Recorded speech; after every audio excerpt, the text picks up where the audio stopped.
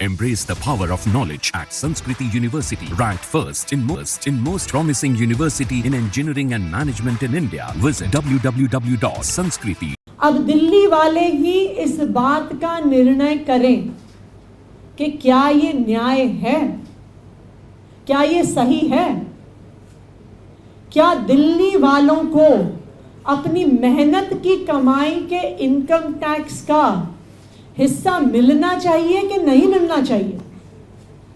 जब और राज्य, चाहे कर्नाटका हो गया, चाहे महाराष्ट्र हो गया, जो हाई इनकम टैक्स पेयर्स हैं, जब महाराष्ट्र से 5 लाख करोड़ से ज़्यादा का इनकम टैक्स जाता है तो उनको 50,000 करोड़ का एलोकेशन होता है।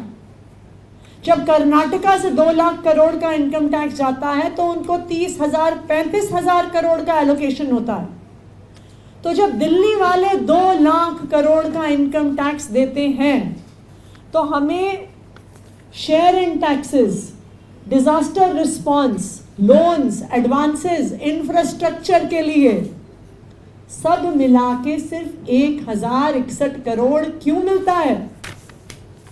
जब हम अपने हिस्से का टैक्स देते हैं तो क्यों दिल्ली वालों को उनका हक नहीं मिलना चाहिए?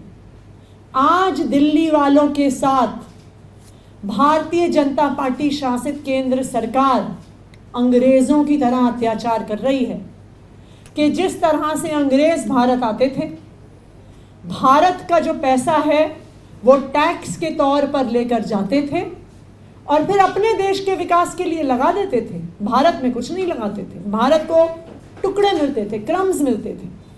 आज उसी तरह भारतीय जनता पार्टी शासित केंद्र सरकार दिल्ली वालों के टैक्स का पैसा ले रही है। हर साल 2 लाख करोड़ ले रही है। पिछले 10 साल में 15 लाख करोड़ लिया है और उसके अवज में infrastructure, loans, advances, disaster relief सब कुछ मिला के मात्र 7,500 करोड़ रुपए दिल्ली वालों को दिया है।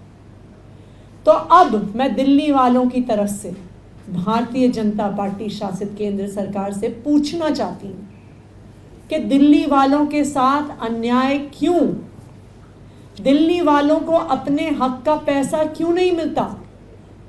अगर आप महाराष्ट्र को पैसा दे सकते हैं, कर्नाटका को पैसा दे सकते हैं, मध्य प्रदेश को पैसा दे सकते हैं, तमिलनाडु को पैसा दे सकते हैं, वेस्ट बंगाल को पैसा दे सकते हैं, हिमाचल प्रदेश को पैसा दे सकते हैं, तो दिल्ली वालों को भी उनके हक का पैसा मिलना चाहिए।